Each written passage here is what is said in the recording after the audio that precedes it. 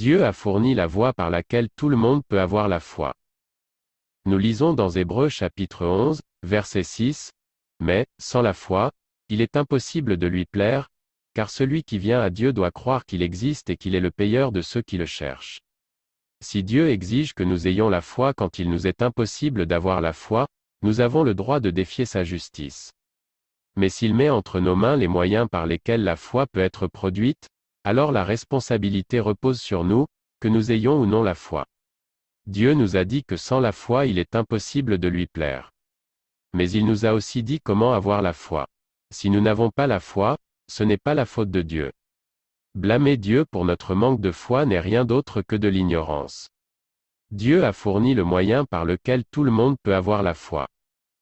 L'apôtre Paul a dit que nous sommes sauvés par la foi.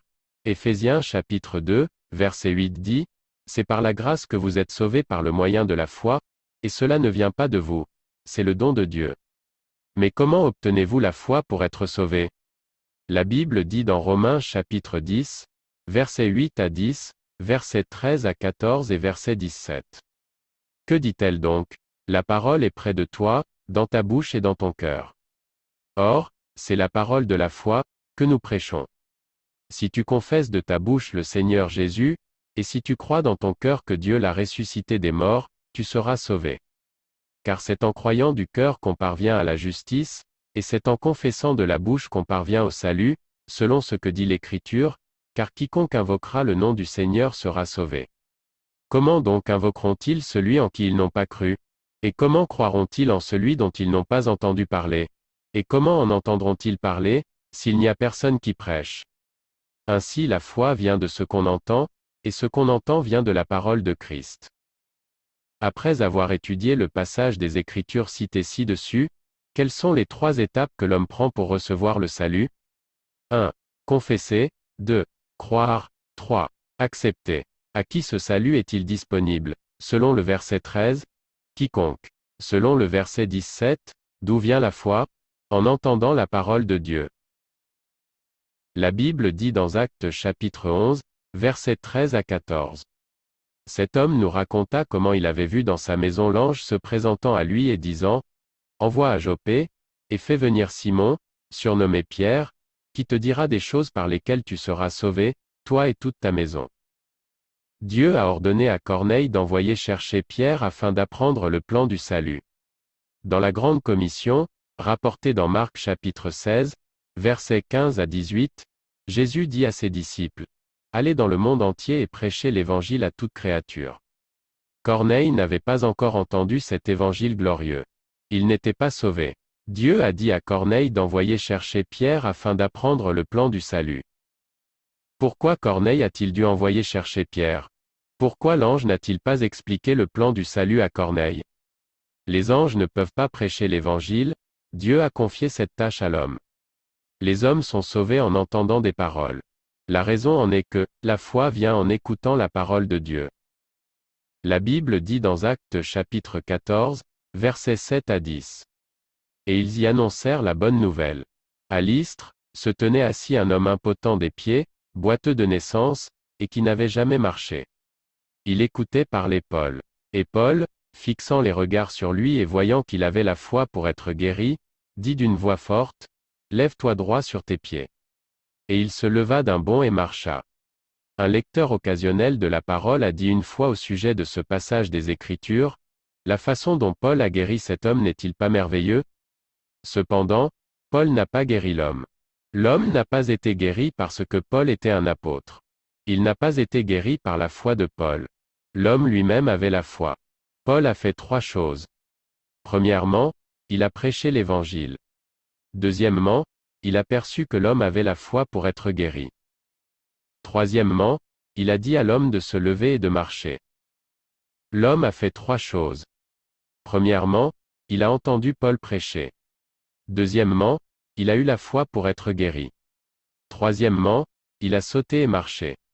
L'homme n'a pas été guéri par un pouvoir que Paul avait. L'homme lui-même avait la foi pour être guéri. Où l'homme a-t-il obtenu la foi pour être guéri? En entendant Paul prêcher. Qu'est-ce que Paul a dit? Il a prêché l'Évangile. Paul a prêché un évangile de salut et de guérison, Romains chapitre 1, verset 16 dit, « Car je n'ai pas honte de l'évangile du Christ, car c'est la puissance de Dieu pour le salut de tous ceux qui croient, du juif d'abord, mais aussi du grec. » Une note de bas de page dans la Bible Scofield se référant à ce verset dit, « Les mots grecs et hébreux pour le salut impliquent les idées de délivrance, de sécurité, de préservation, de guérison et de solidité. » Par conséquent, Paul disait, « Je n'ai pas honte de l'évangile de Christ, c'est la puissance de Dieu pour la délivrance, la sécurité, la préservation, la guérison et la santé. » Paul a prêché le plein évangile, pas seulement une partie de celui-ci. La Bible dit dans Actes chapitre 8, versets 5 à 8. Philippe, étant descendu dans la ville de Samarie, y prêcha le Christ. Les foules tout entières étaient attentives à ce que disait Philippe, lorsqu'elles apprirent et virent les miracles qu'il faisait. Car des esprits impurs sortirent de plusieurs démoniaques, en poussant de grands cris, et beaucoup de paralytiques et de boiteux furent guéris. Et il y eut une grande joie dans cette ville. Les grands miracles mentionnés dans les versets ci-dessus sont le résultat de la prédication de Christ par Philippe. Le Nouveau Testament ne connaît pas Christ sans Christ le guérisseur. La guérison physique fait partie de l'Évangile. S'il n'y a pas d'évangile de guérison aujourd'hui, il n'y a pas non plus d'évangile de salut. Le révérend Nelson, qui fut pendant de nombreuses années un ministre baptiste renommé, a déclaré: « La guérison fait partie intégrante de l'Évangile. » Alors qu'il était pasteur à Détroit au Michigan en 1921, il fut frappé par une automobile. Les médecins ont dit que sa jambe gauche devrait probablement être amputée. Même s'il n'avait pas à l'enlever, elle serait raide. Alors qu'il était couché dans son lit, les versets de l'Écriture dans Jacques chapitre 5, versets 14 à 15 lui sont venus. « Est-ce qu'il y a parmi vous des malades, qu'il appelle les anciens de l'Église, et qu'ils prient pour lui, en loignant d'huile au nom du Seigneur? Et la prière de la foi sauvera le malade, et le Seigneur le relèvera, et s'il a commis des péchés, ils lui seront pardonnés. » Dr Nelson a essayé de s'excuser devant le Seigneur en disant qu'il ne l'avait pas pratiqué dans son église. Le Seigneur lui a rappelé qu'il avait 4 amis remplis de l'Esprit qui y croyaient, et il a dit au Dr Nelson de les appeler pour venir prier pour lui.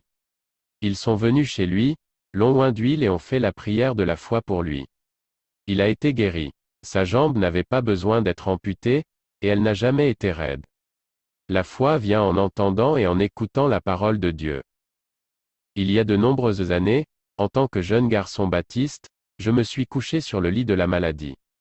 En lisant la Bible méthodiste de grand-mère Drake, j'ai réalisé que je n'avais jamais entendu le plein évangile, juste une partie de celui-ci. Plus je lisais, plus je voyais que je n'avais pas à mourir. Plus j'étudiais la Bible, plus je réalisais que je pouvais être guéri. Le diable était là, bien sûr, en me faisant douter. Il m'a dit que la guérison avait été supprimée. Heureusement, je ne me souvenais jamais d'avoir entendu que la foi avait été abolie. Je devais aussi lutter avec l'enseignement que Dieu guérissait s'il le voulait. Ceci, cependant, était une insulte encore plus grande à Dieu que de dire qu'il ne le pouvait pas. J'ai lu dans Marc chapitre 5, verset 34 où Jésus a parlé à la femme à la perte de sang, en disant: « Ma fille, ta foi t'a sauvée, va en paix, et sois guérie de ta plaie. » Jésus n'a pas dit que sa puissance l'avait sauvée. Il a dit: « Ma fille, ta foi t'a sauvée. » Quand j'ai vu cela, j'ai su alors que si sa foi l'avait sauvée, ma foi pourrait me sauver. Et, Dieu merci, cela s'est fait. Ma paralysie a disparu, l'état de mon cœur est devenu normal, et le texte est resté dans ma mémoire, je me suis levé et ai marché. La foi vient en entendant, et je marche depuis, prêchant l'écoute de l'Évangile par la parole de Dieu. Le livre de Romains dans sa plénitude depuis plus de 50 ans.